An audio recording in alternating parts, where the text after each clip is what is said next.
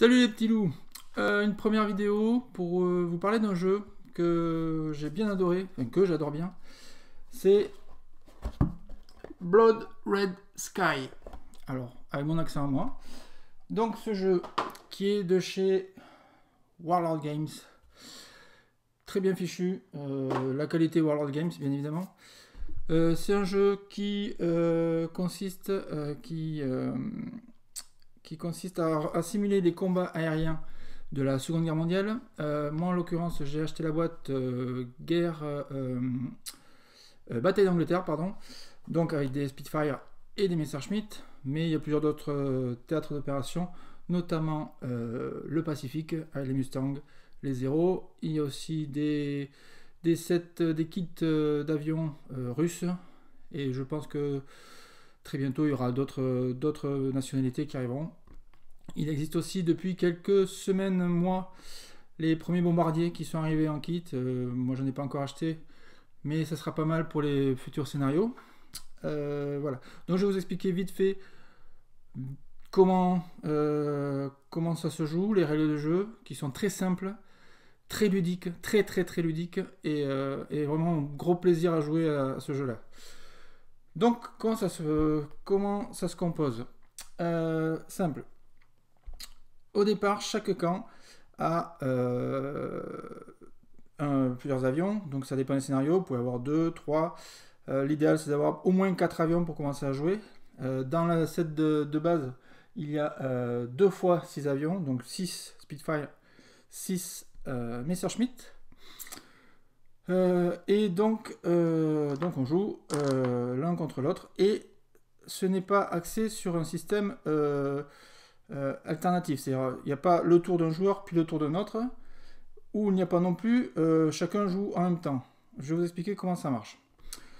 Le système est basé sur la situation, le statut d'un avion, à savoir qu'un avion peut avoir 3 statuts différents, qui sont le statut neutre quand l'avion est dans cette position, le statut désavantagé quand l'avion est dans cette position, ou le statut avantagé quand l'avion est dans cette position. À quoi ça correspond? Le statut neutre, c'est un avion qui vole normalement, on va dire, dans une situation normale. Le statut désavantagé, ça correspond à un avion qui est dans une situation dangereuse, et en gros, pour résumer, c'est un avion qui est près du sol.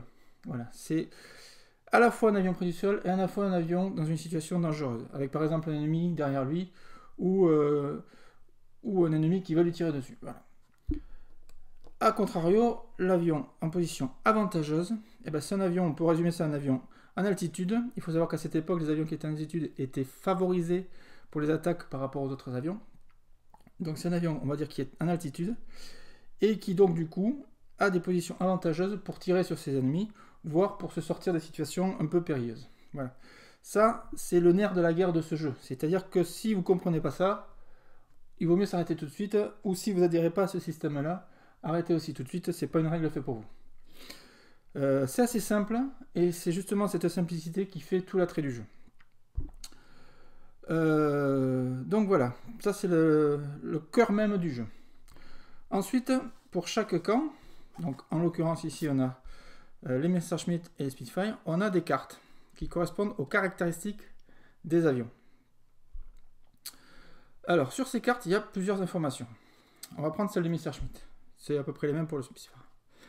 Donc première information, c'est déjà le nom de l'avion et le nombre de moteurs qu'il possède. Alors là, comme ce sont des chasseurs, il y a un seul moteur, mais il y avait des chasseurs qui avaient 2 moteurs. Il y a les P-38 notamment américains qui avaient 2 moteurs. Et il y a des cartes aussi pour les bombardiers, où il y a plusieurs moteurs sur les bombardiers. Ça a son importance, je vous verrai plus tard dans les règles avancées. Nous en l'occurrence, ici, peu importe, on est avec un avion monomoteur. Le premier symbole que vous voyez ici en haut, c'est la puissance de feu de l'avion. Donc cette puissance de feu est symbolisée ici avec ce logo orange. Ici pour Messerschmitt, elle est de 1. La puissance de feu d'un avion va de 1 à 3. Donc 1, on va dire que c'est un avion lambda avec un armement basique. 2, l'armement commence à être un peu meilleur, voire il a peut-être de meilleures mitrailleuses. 3, c'est un très bon armement, il a peut-être plusieurs canons, voire ce genre de choses. Le Messerschmitt a 1, le Spitfire a 1 aussi, soit en passant. Deuxième logo, ici où on voit un avion, c'est la capacité de manœuvre de l'avion, c'est la manœuvrabilité de l'avion. Ici, il a une valeur de 3. 3, c'est très très bon, c'est de 1 à 3 aussi. 3, c'est un avion très très maniable. Les Messerschmitt et les Spitfire sont des avions très maniables. Dernier indice ici, c'est tout simplement la vitesse de l'avion. Donc il a un facteur de 7, c'est un facteur assez moyen. Pour info, je crois que les 0 ont un facteur de 8. Et ce qui est sûr par contre, c'est que les Mustang américains ont un facteur de 9. Ce chiffre-là correspond ni plus ni moins à la distance maxi que peut faire un avion dans un tour. Et c'est une distance en pouces. C'est un jeu anglais, donc c'est en pouces. Ne vous inquiétez pas, il y a des règles qui sont fournies avec le jeu, qui sont déjà graduées en pouces. Et tout en bas, dessous, tout écrit en tout petit. Je vais essayer de faire un zoom, j'espère que ça marche. Il y a la vitesse réelle de l'avion. Vous vous dites ça, qu'est-ce qu'on en a à faire? Vous allez voir, ça a parfois son importance. Vous allez voir pourquoi. Ici, c'est l'anglais, c'est traits, c'est les caractéristiques. Ce sont des caractéristiques particulières au Messerschmitt, à savoir le Great Dive, c'est des plongées rapides ou des descentes rapides, et le Great Climb, c'est des montées rapides. Ça a son importance dans des phases de mouvement, vous allez voir pourquoi tout à l'heure. Le Spitfire, lui, a une seule caractéristique particulière, c'est le tight turn, c'est le virage serré. Et c'est une caractéristique qui est vachement bien. Vous allez voir pourquoi. Donc ces cartes-là, quand vous commencez la partie, chaque joueur prend sa carte avec lui. C'est important parce qu'il va avoir besoin de ces valeurs. Au bout d'un moment, on les retient, mais il va avoir besoin de ces valeurs tout au long du jeu. Ensuite, il y a les avions, mais il y a les pilotes aussi. Donc chez les pilotes, il y a plusieurs niveaux de pilotes. Alors je vais montrer comment ça marche, déjà comment c'est articulé. Ici. Bon, bougez pas, je vais faire mieux que ça. Voilà. Les niveaux des pilotes vont de 2 à 5. Alors pourquoi 2 à 5? Pourquoi pas 1 à 4? Je vais expliquer. 5, c'est le niveau, c'est ce qu'on appelle un as dans ce jeu-là. Et 5, à savoir historiquement, un as était qualifié d'as à partir du moment où il avait eu 5 victoires ou 5 avions descendus. Donc c'est pour ça que Warlord Games a attribué 5 aux as. Et à partir de là, ils ont fait en descendant. Donc 5, c'est un as. 4, en plus, ce qu'ils ont fait de bien, c'est qu'ils ont associé des couleurs à chaque niveau de pilote. Du coup, on n'a même pas besoin de regarder le chiffre. En regardant les couleurs, on sait déjà combien de quelle capacité, quel est le niveau du pilote. Pardon. Donc 4, c'est un pilote vétéran. Ensuite, vous avez 3, qui est un pilote expérimenté. Et le 2, c'est le rookie, le bleu, celui qui fait sa première mission. Voilà.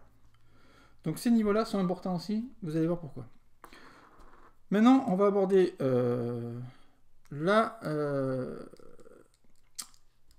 comment se déroule un tour de jeu. En expliquant comment se déroule un tour de jeu, vous allez comprendre comment le jeu se déroule. Au début de la partie, donc chacun prend ses avions. Donc après, vous placez... alors, c'est pas des éléments de terrain pour un avion. Ça va être des nuages ou ça va être des ballons anti-aériens, enfin de ce genre de choses. Bon. On va dire que pour cette présentation, on a un ciel vierge au-dessus de la mer. Donc au début de chaque partie, chaque joueur va prendre un dé. Alors les dés, vous allez voir, ils sont un peu bizarres, mais c'est ni plus ni moins que des dés à 6 faces. 1, 2, 3, 4, 5 et 6 c'est un as. Mais bon, ça peut être, suivant les nationalités, il y a des dés aussi, c'est le principe de Warlord Games avec Bolt Action par exemple. Chaque nationalité a ces types de dés. Là j'ai pris les dés standards, mais il y a les dés allemands, il y a les dés anglais, il y a les dés russes, enfin bon, et tout ça. Donc c'est un dé à 6 faces, ni plus ni moins. Donc pour chaque avion, le joueur va jeter un dé. S'il fait 1 ou 2, pardon, l'avion est en position désavantagée. S'il fait 3 ou 4, l'avion est en position neutre. s'il fait 5 ou 6, l'avion est en position avantagée. On va admettre, pour expliquer le jeu, qu'on va avoir un pilote de niveau 3 en position avantagée, un avion de niveau 3 en position avantagée aussi, un avion de niveau 4 en position neutre, et un pilote de niveau 4, un vétéran en position neutre, et l'as en position désavantagée. Ça, c'est notre statut au départ. Ensuite, il y a le placement. Le placement, c'est suivant le scénario. Bon, enfin, ça, chacun se le fait comme il veut. Là, on va prendre les avions dans cette position-là. Qui commence en premier à jouer? Il n'y a pas de... On ne fait pas... c'est l'allemand qui commence, c'est l'anglais qui commence. C'est pas comme ça que ça se passe. On regarde le statut de l'avion pour commencer à jouer. Et c'est toujours l'avion qui a le statut le plus avantageux qui va commencer à bouger.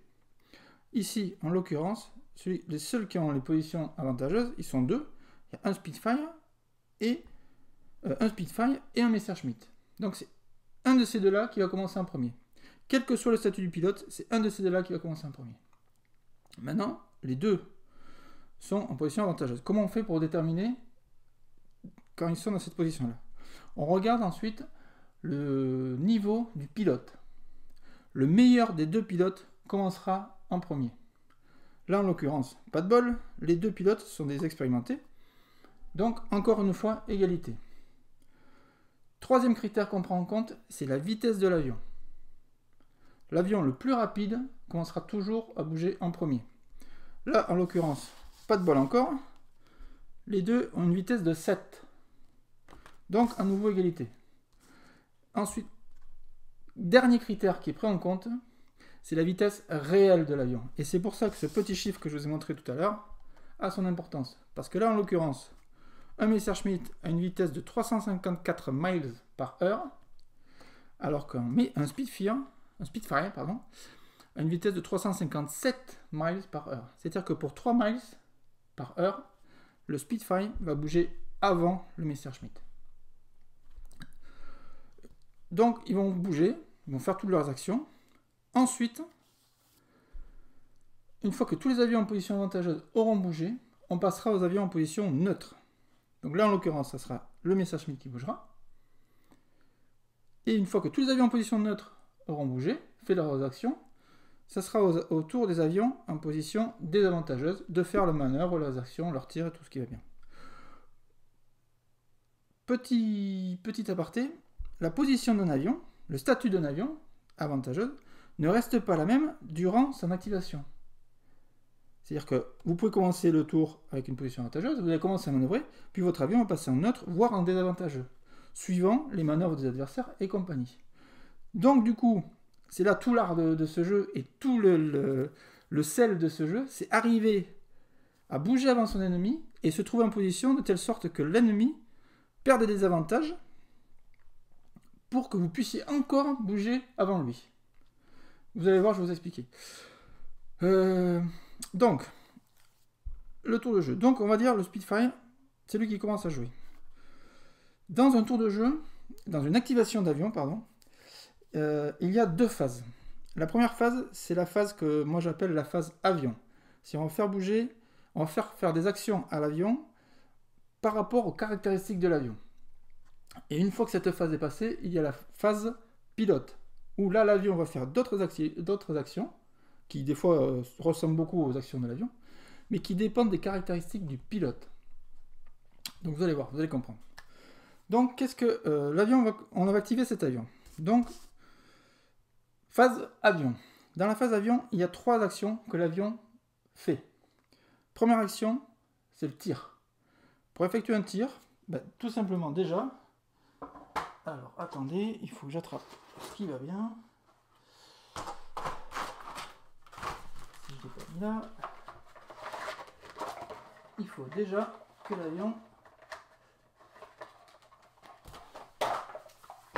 que l'avion soit à portée de tir. Enfin, la cible soit à portée de tir. La portée de tir, elle est simulée par cette règle-là, qui fait ni plus ni moins que 6 pouces. Donc, on prend toujours le front de l'avion. Ah oui, ça je ne l'ai pas dit aussi. On prend toujours le front de l'avion. Si l'ennemi est dans cette portée, l'avion peut tirer. Petit aparté, vous avez vu ici, il y a 4 zones délimitées. Donc les anciens le reconnaîtront bien. C'est ni plus ni moins zone de front, la zone arrière et les zones de côté qui vont avoir leur importance dans les phases de manœuvre, vous allez voir. Pour tirer, il faut que la cible soit bien évidemment dans ce quart de cercle qui est la zone de front. En plus, il y a la flèche ici qui indique le sens de l'avion. Donc, ici, l'avion a sa phase de tir. Pour tirer, il faut que la cible soit à portée de tir, là, en l'occurrence alliée. Alors, même si la queue de l'avion est plus à portée de tir, c'est le début du socle qui compte, bien évidemment. Voilà, c'est comme ça qu'on mesure. Et deuxième critère, pour pouvoir tirer son ennemi, il faut être dans une position plus avantageuse que sa cible. Là, en l'occurrence, le Spitfire, il est en position avantageuse, alors que le Messerschmitt est en position neutre. Donc lui peut tirer sur le Messerschmitt. C'est la première phase, c'est la phase de tir. Deuxième action que peut faire, on verra tout à l'heure comment on résout le tir. Deuxième action que peut faire, que fait l'avion dans sa phase avion, c'est il peut gaspiller un avantage, on appelle ça consumer un avantage, burn avantage en anglais, pour pouvoir faire une manœuvre particulière.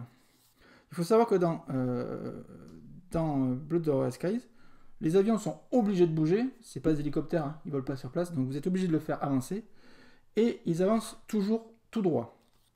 C'est-à-dire qu'ici, l'avion il a un mouvement de 7, donc il est obligé d'avancer, la règle c'est vous devez avancer au minimum de la moitié de votre capacité de mouvement arrondie à l'entier supérieur. Donc là en l'occurrence c'est 7 divisé par 2, 3,5, arrondi à l'entier supérieur c'est 4. Donc au minimum il avancera de 4. Donc ça c'est votre choix, vous pouvez avancer de 4, alors on fait comme ça. Et il doit avancer tout droit.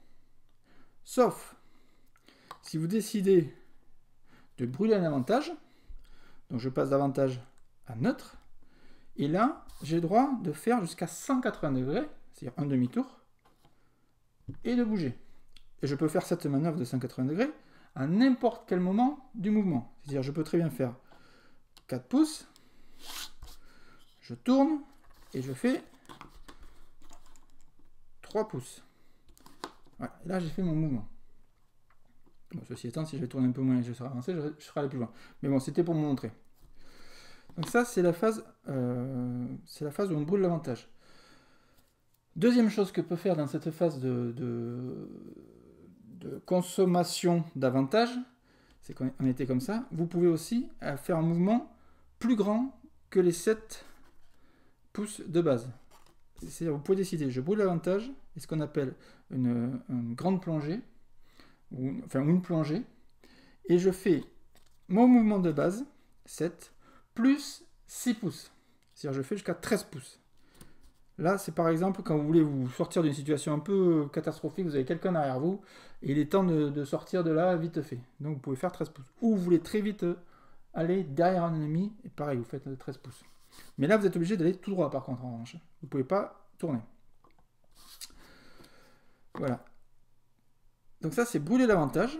Et la troisième phase de la phase avion, c'est la phase mouvement, ni plus ni moins. Donc c'est le mouvement qu'on vient de voir. Donc c'est soit tout droit, soit je fais un 180 degrés si j'ai brûlé un avantage. Voilà, ça ce sont les 3 phases pour l'avion. Vient ensuite la phase pilote. Dans la phase pilote, là vous avez le choix vous avez trois actions possibles et vous devez choisir une de ces 3 actions possibles. Vous pouvez en faire aucune si vous voulez. Les 3 actions possibles que vous pouvez faire, c'est tirer. Alors ça veut dire que un avion bien placé et en position avantageuse, il peut tirer au début de son tour, et il peut tirer à nouveau plus tard dans le tour, dans la phase pilote. Donc ça fait 2 tirs dans le même tour, ce qui est pas mal, mais il faut arriver à manœuvrer pour faire ça. Donc vous pouvez tirer. Vous pouvez tenter d'influencer un ennemi. Ça s'appelle, c'est ce qu'ils appellent dans la règle, bougez pas, je vais chercher en français.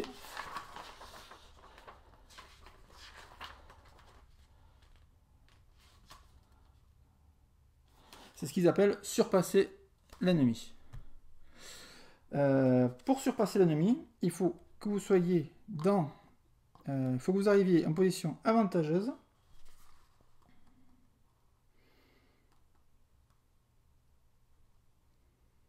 Excusez-moi, hein, je regarde un peu la règle. Voilà. Vous arrivez dans une position, non pas forcément avantageuse d'ailleurs, quelle que soit la position, vous arrivez dans les 6 pouces d'un ennemi. N'importe où, de face, de côté ou derrière, vous êtes dans les 6 pouces d'un ennemi, vous l'influencez. Pour pouvoir influencer un ennemi, il faut alors il y a les influences automatiques où il y a les tests qui impactent. Pour faire une influence automatique, il faut que le pilote qui tente d'influencer ait un niveau supérieur à la cible. C'est-à-dire que là, par exemple, moi j'ai un niveau 3. Pour l'influencer directement, il faut que lui, ce soit un rookie qui ait un niveau 2. Là, en l'occurrence, il a un niveau 3. Donc pour pouvoir l'influencer, il faut que la cible passe un test. Pour passer ce test, elle utilise la capacité on fait la somme de la capacité du niveau du pilote, ici c'est 3, plus la capacité de manœuvrabilité de l'avion, ici c'est 3, ça fait 6. Ça veut dire que vous jetez 6 dés. Donc vous prenez 6 dés. 4, 5, 6, je suis arrivé. Vous les jetez. Si vous faites un 6, le test est réussi. Un seul 6. Vous en faites 2, vous en faites 3, vous en faites 10, c'est pareil. Un seul 6, le test réussit. Vous ne faites pas de 6, faites un 5 ou que des 1 ou que des 5 même, le test est raté. Donc là, admettons que le test soit raté. Vous n'avez fait que des 3. Le test soit raté. Donc le Spitfire influence le Messerschmitt. Qu'est-ce qui se passe pour le Messerschmitt? Il perd un niveau d'avantage. Ça c'est important parce que du coup, vous voyez, on était dans cette situation-là au début du tour. Lui il arrive, il influence le Messerschmitt. Le Messerschmitt se trouve en position neutre. Il n'a pas encore été activé. Ça veut dire que si chez vous, vous avez encore un avion avantagé, par exemple un rookie, ben, le rookie va bouger avant cet avion. Ça a énormément d'importance pour les phases de tour. Vous pouvez faire manœuvrer plusieurs avions grâce à ces systèmes d'influence. Voilà. Donc ça c'est la phase surpassement. Et la troisième phase que vous pouvez avoir, il faut que je retrouve, c'est grimper ou gagner un avantage. C'est-à-dire que par exemple, tout à l'heure on a vu, j'étais en position avantageuse. Je décide de faire une plongée. Donc je fais 13 pouces. J'arrive ici. Mais j'ai brûlé un avantage pour faire ça. Dernière phase, je passe à la phase pilote. Je tire pas. Je tente pas d'influencer un ennemi. Ce que je peux faire, c'est je peux récupérer un avantage et repasser en position avantageuse. C'est la position, c'est ce qu'on appelle la montée ou gagner un avantage. Voilà. Donc un avion peut perdre un avantage pendant son tour et le regagner à la fin. Petit aparté concernant les mouvements. À la fin de chaque mouvement, un avion a une tolérance de 45 degrés. C'est-à-dire vous faites votre mouvement et à la fin, vous pouvez bouger de 45 degrés. Petite partie aussi. On va voir maintenant comment on résout un tir. Pour résoudre un tir, donc on va dire cet avion-là, par exemple, le Messerschmitt, qui est en position neutre, va tenter de tirer sur l'as anglais. Pour pouvoir tirer, donc comme je vous l'ai dit, il faut être dans les 6 pouces. Il faut être dans la zone de front de son avion, donc là en l'occurrence c'est le cas. Et il faut être dans une position plus avantageuse que sa cible. Donc là c'est le cas. Pour tirer un avion, il utilise la faculté, le niveau du pilote, ici c'est un 3, c'est un pilote expérimenté, donc 3, plus la puissance de feu de son avion. Le Messerschmitt, que je vous ai montré tout à l'heure, il a une puissance de 1. 3 plus 1, 4. Vous prenez 4 dés, et vous jetez les 4 dés. Si vous faites un 6, un seul 6, le tir est réussi. Si vous faites 2 6 ou plus, ça devient un tir critique. Admettons que vous faites un 6. Voilà, on a fait ça. Vous faites un 6. Automatiquement, le joueur du Spitfire va récolter ce qu'on appelle un boom.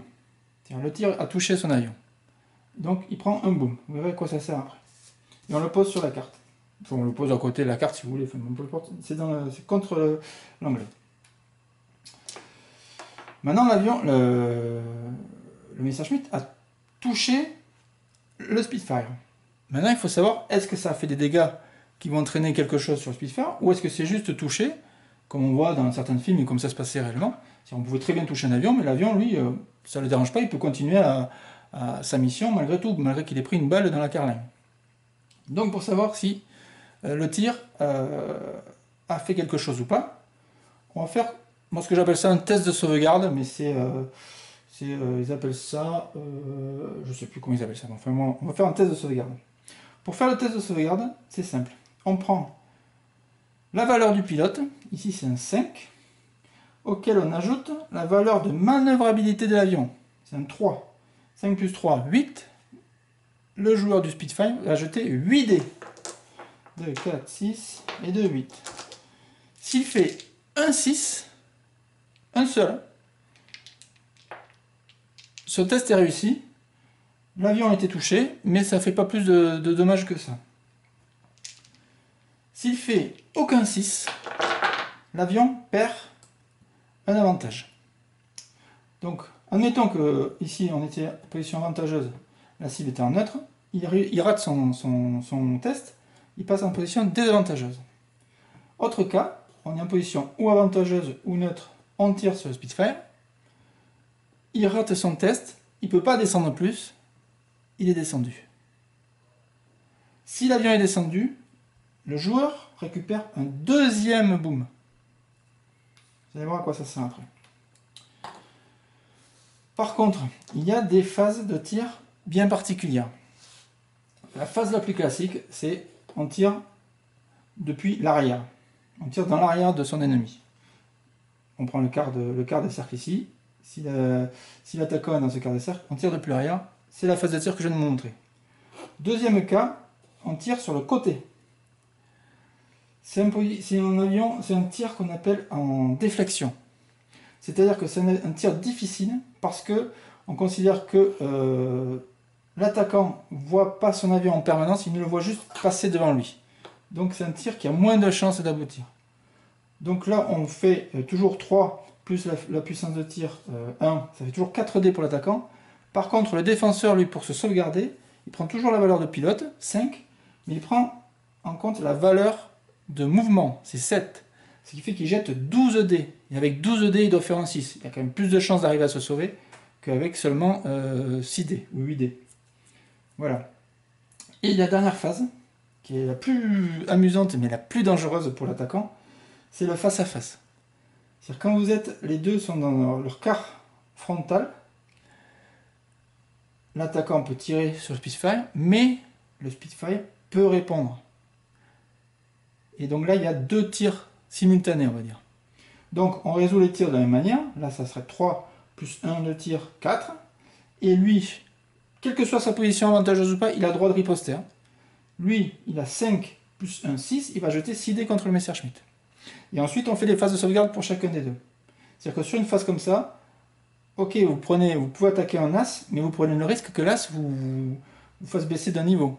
Et ça peut être très très très dangereux. Les phases face à face, c'est vraiment des phases, il faut bien les calculer, bien savoir quand s'en servir. Voilà. Une chose que je ne vous ai pas dit tout à l'heure, quand on fait un tir, donc je vous ai dit, on jette, là en l'occurrence c'est 3 plus 1, 4, on jette 4 dés, il faut faire un 6 pour toucher. D'accord ? Là par exemple on fait un 6. Si vous faites 2 6, ou 3 ou 4, mais au moins 2 6, vous avez fait un tir critique sur le Spitfire. Et ça veut dire que le Spitfire, pour faire son test de sauvegarde, il faudra qu'il retire un dé. C'est que là, on devait faire un test de 5 plus 3, 8 dés, mais il ne jettera finalement que 7 dés. C'est-à-dire un tir critique, c'est que vous avez vraiment bien touché votre adversaire, et il y a plus de chances de lui faire des dégâts que sur un tir on va dire, normal. Voilà. Donc voilà les phases de tir. Une autre phase très importante dans ce jeu, c'est ce qu'on appelle la poursuite. La poursuite, c'est une position d'un avion qui se retrouve, ni plus ni moins, derrière son ennemi. Si dans votre phase de mouvement, vous arrivez derrière votre ennemi, dans les 6 pouces et que aucun avion ami de la cible, ici en l'occurrence le Spitfire, vient vous influencer, enfin, et que vous n'êtes pas dans les 6 pouces d'un avion ami, vous êtes dans une position de poursuite de votre adversaire. Le fait d'arriver dans cette position-là va faire baisser automatiquement d'un niveau l'avion qui est poursuivi. Et ça, c'est l'autre nerf de ce jeu, de la règle de ce jeu, c'est qu'il faut tout faire à chaque fois pour essayer de se trouver dans cette position-là. Pourquoi? Parce que là, vous voyez en l'occurrence, les deux avions sont en position neutre. Il n'y a aucune chance que je puisse lui tirer dessus, je suis en position neutre et lui aussi. Sauf si j'arrive par mes manœuvres à me retrouver derrière lui, il se trouve automatiquement en position désavantageuse. Et là, mon tour n'est pas fini, moi. J'ai encore ma phase pilote. Sur ma phase pilote, qu'est-ce que je choisis? Tir, forcément. Et là, j'ai des chances de le descendre. Tout l'art du jeu vient de ça. Et c'est ça qui est bien dans cette règle, c'est que pour ceux qui aimaient bien les films style Tête brûlée, les trucs comme ça, ou voir la bataille d'Angleterre, on voit tous ces avions qui manœuvrent et qui tournent les uns autour des autres pour arriver à se trouver dans la bonne position pour tirer. Et bien c'est ça, c'est ça qui fait le piment de ce jeu, c'est que justement vous passez votre temps à essayer, à tourner vos avions, à les faire manœuvrer pour essayer d'arriver dans ces positions-là. Et c'est là que c'est amusant. Là, on s'éclate vraiment à ce jeu en essayant de faire ça. Parce que se tirer face à face, bon, c'est rigolo au début, mais franchement, au bout d'un moment, vous allez avoir tous les avions descendus et ça va en même temps, quoi. Donc voilà. Je reviens maintenant sur les jetons boom. Les jetons boom, à quoi ils servent? Ils servent à savoir combien de fois vous avez pris de tirs, enfin, combien de fois vous avez subi des tirs, pardon, mais également, ils servent à savoir qui va gagner la partie. J'explique. À partir du moment où vous avez plus de jetons boom que vous avez d'avions sur la table, vous avez perdu. Ici, en l'occurrence, par exemple, je prends un tir mais qui ne me fait rien. Mon autre avion, mon deuxième avion, prend lui aussi un tir, ça ne me fait rien. Je prends 2 booms. Danger, j'ai 2 booms, j'ai 2 avions. Il ne faut pas que je me loupe à partir de maintenant, il ne faut plus que je me loupe, sinon j'ai perdu la partie. Ça simule ni plus ni moins que la pression, ça simule ni plus ni moins la pression qui est mise sur les pilotes.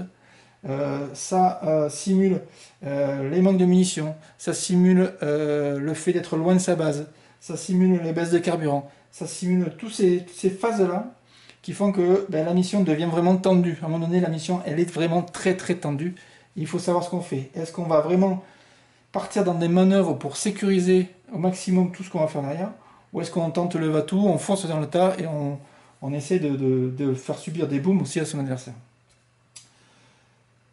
Donc là, par exemple, là je suis tendu. Admettons je prenne un troisième boom. Je vais mettre tout de suite.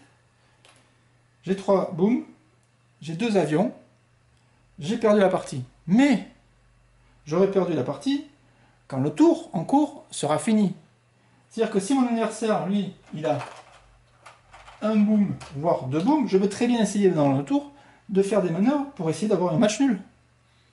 Rien ne m'en empêche.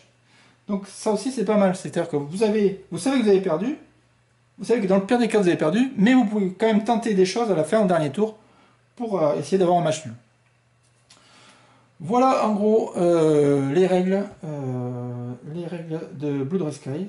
C'est un jeu très très très ludique, vraiment, on s'éclate à les manœuvrer ces avions, ils sont très rigolos, ils sont tout petits, hein, mais ils sont très fun. Alors moi je les ai peints, vous n'êtes pas obligé de les peindre, hein, ils sont déjà de base, les Allemands sont gris, les Anglais sont marrons de base, mais bon c'est plus rigolo quand même quand c'est peint, hein. Pour moi si on ne peint pas une figurine, on joue pas. Et c'est super ludique, c'est très rapide, une partie à 4 avions contre 4 avions, c'est 1 heure maximum.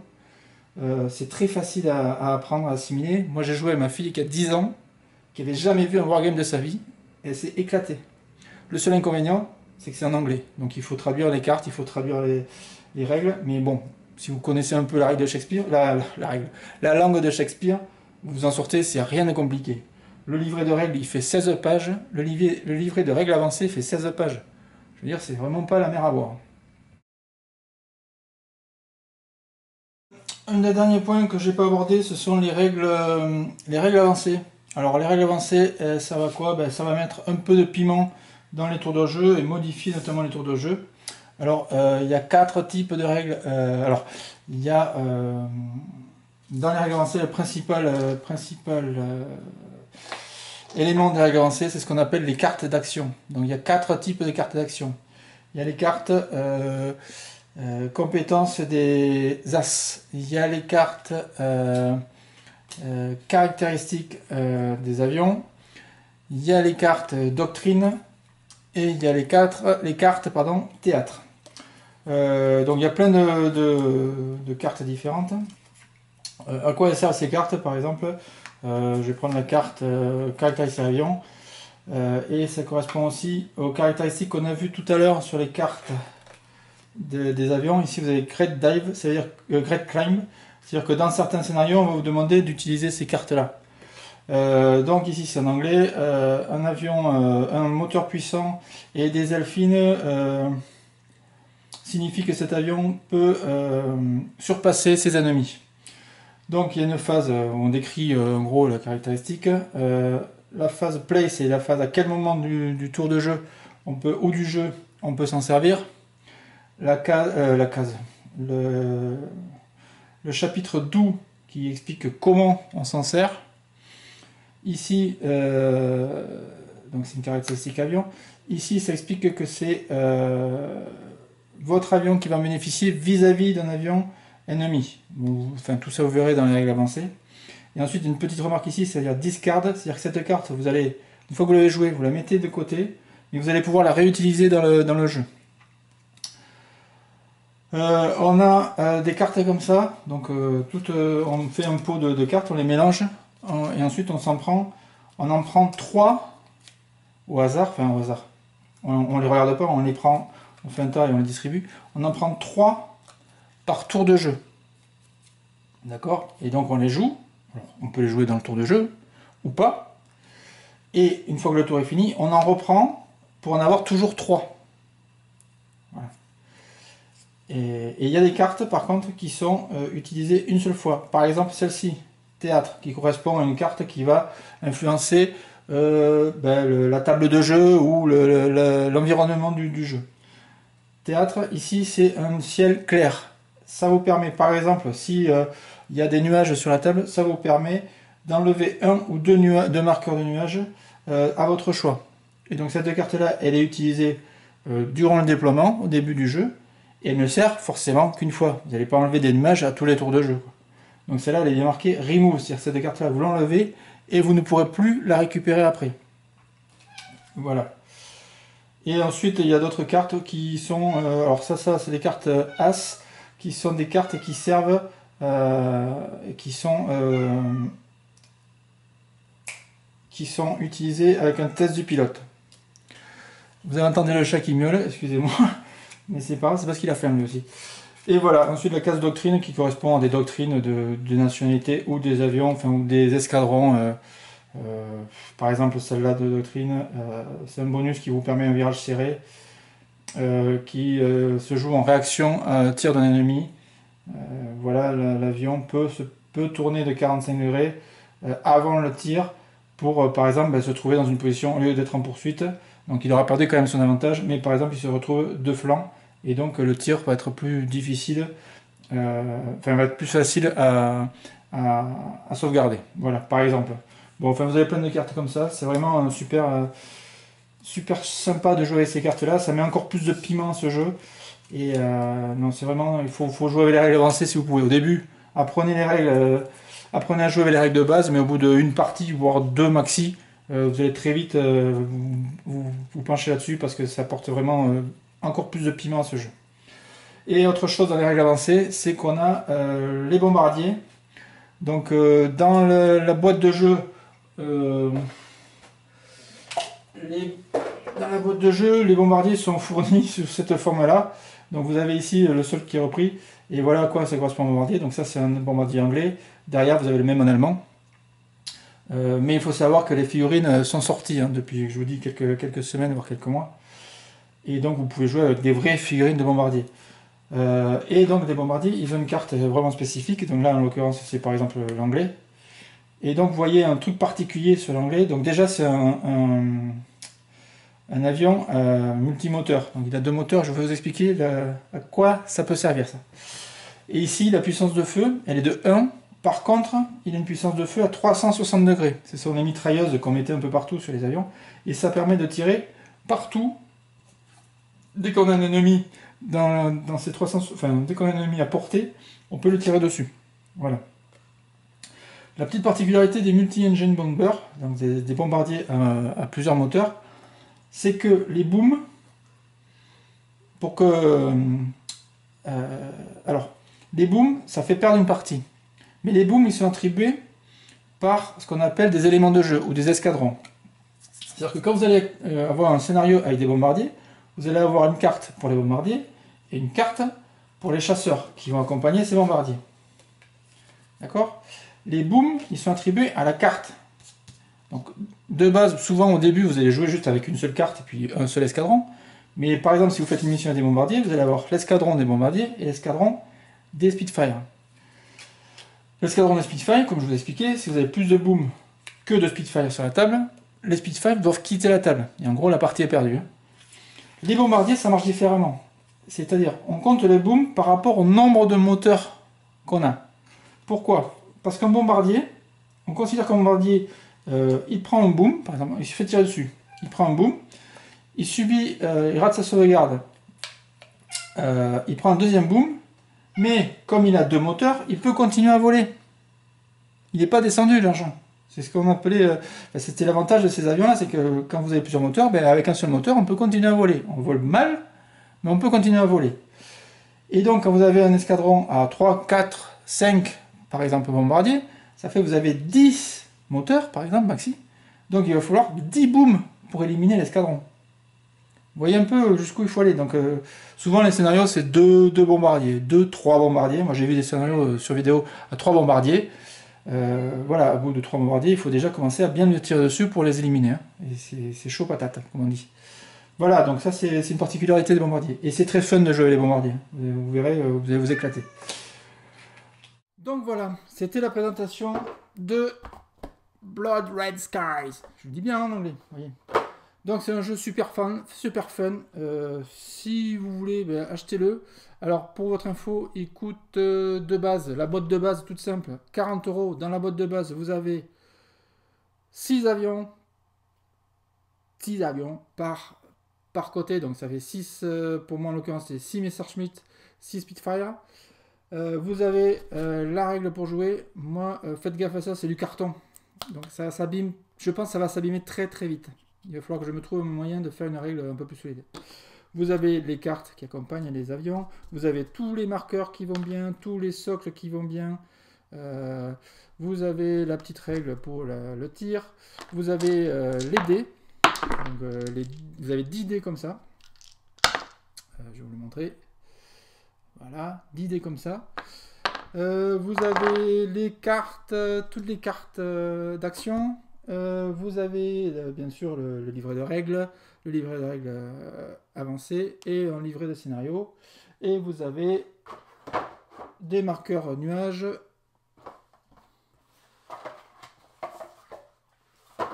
qui ressemblent à ça. Derrière, ce sont des marqueurs dirigeables. Vous savez, ça, ce sont des marqueurs. Quand un avion passe dedans, s'il est on va dire, position basse ou désavantagée, il faut qu'il fasse un test, voir s'il ne prend pas un filin dans la trombine et s'il ne s'écrase pas. Voilà, c'est une particulière. C'est des règles avancées, ça aussi. Et les marqueurs nuages, ben, quand vous passez dedans, ça a des avantages et des inconvénients. Il faut lire la règle. Les nuages servent beaucoup pour vous sauvegarder quand vous êtes un peu... Quand il y a du monde derrière vous qui va vous tirer dessus, n'hésitez pas à aller dans les nuages, quoi. Et ensuite, vous avez aussi deux aides de jeu. Alors, par contre, c'est complètement en anglais. Franchement, bon, c'est bien. La règle est tellement simple, vous en servez jamais de ça. Moi, je ne m'en sers jamais. Je vois pas... Enfin bon, ils ont fait ça, c'est bien hein, de l'avoir fait. Mais vu la simplicité des règles, bon, vous verrez très vite, vous allez vous servir pour caler des meubles. Voilà, la boîte de jeu, elle coûte 40 livres chez Warlord Games. Moi, je l'avais vu en avance de phase, il y avait une précommande, donc j'ai eu un peu moins cher. Mais donc, j'en ai profité, moi, pour acheter une boîte d'avion anglais en plus, et une boîte d'avion allemand en plus. Ce qui fait que moi, à l'heure actuelle, j'ai 12 Spitfire et 12 Messerschmitt. Ça fait beaucoup, hein. Je veux dire, avec ça, je peux jouer un bon moment. Dans la boîte de base aussi, moi j'ai eu, je sais pas si ça y est dans les boîtes actuelles, mais moi j'ai eu 2 boîtes pour 2 as, un as anglais et un as allemand. Donc l'allemand c'est Galant, pour ceux qui connaissent un peu l'histoire, c'est le plus connu avec Marseille, c'est un des 2 as les plus connus de l'époque. Et l'anglais, je me rappelle plus son nom, c'est un nom bizarre que je connaissais pas moi. Pourtant j'aime bien la version, mais je connaissais pas. Donc voilà, avec dedans, ils ont des cartes vraiment caractéristiques pour eux. Ce sont des pilotes, ce sont des cartes pour eux, des cartes d'action qui sont dédiées à ces pilotes-là. Et puis il y a des figurines en 28 mm qui représentent ces gars-là, qu'il faut que je peigne moi, quand j'aurai un petit moment. Voilà, donc ça c'est la boîte de base. 40 livres. Bon, ben, moi je pense que ça vaut le prix. C'est pas cher, c'est pas donné non plus. Il faut savoir ce qu'on va en faire. Mais vraiment, c'est ludique. Il n'y a pas la nappe que vous voyez sur la table à ce moment. Il n'y a pas de nappe de jeu. Moi, je les ai achetées, ces nappes-là. Celle-là, celle que vous voyez, c'est la mer. C'est chez P-Work que j'ai acheté ça. Elle est très bien. C'est un chiffon, ni plus ni moins. Vous le prenez, vous le froissez. Enfin, ça ne se froisse pas, ça se repasse. Vous le mettez dans votre poche si vous l'amenez dans un tournoi ou chez un copain pour jouer. Ça prend pas de place, c'est super bien. Et ça représente bien la mer. Je veux dire, quand vous êtes à 1 mètre au-dessus de la table, c'est là où on joue, la hauteur où on joue d'habitude, hein, ça représente pas bien comme il faut la mer. Et j'ai un deuxième tapis de jeu qui est beaucoup plus grand, qui représente la terre vue du ciel avec des nuages et tout, qui est beaucoup plus belle, que j'ai acheté chez Deep Cut Studio. C'est un fournisseur anglais, je crois. P-Work c'est italien, me semble, et Deep Cut Studio c'est anglais. Bon, c'est pas donné, hein, les tapis là, mais vraiment ça fait l'affaire, quoi. Enfin, moi je voulais pas m'embêter à prendre des planches, les peindre et tout, avec ça, ça passe partout, et voilà. Vous les rangez dans un coin de la maison, ça prend pas de place, et c'est super pour jouer. Petit aparté sur les avions. Les avions, vous voyez, ils sont fournis avec des petites planches de scotch, de stickers pour les nationalités. Là, pour les Allemands, c'est des croix. Pour les Anglais, c'est les cocardes. Il n'y en a que 2 par avion.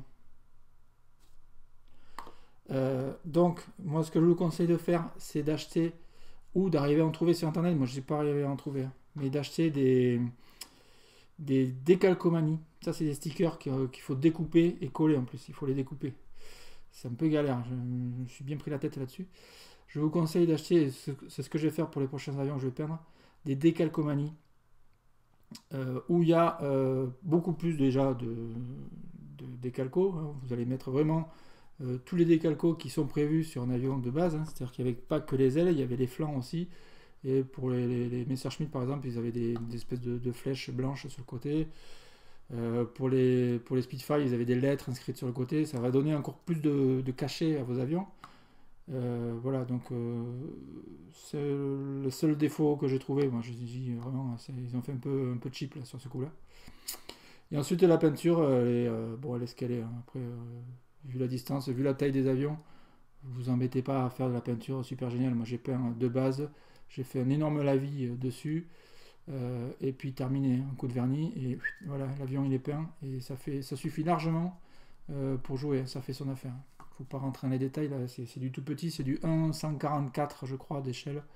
L'avion doit faire 1,5 cm de long. Je veux dire, c'est minuscule, hein. C'est vraiment minuscule. Voilà, je crois que je vous ai tout dit, donc j'espère que ça vous a plu, j'espère que la vidéo vous a plu, j'espère en faire d'autres. Et puis, je vous dis à très bientôt les petits loups. Et puis, continuez à jouer. Allez, ciao, ciao.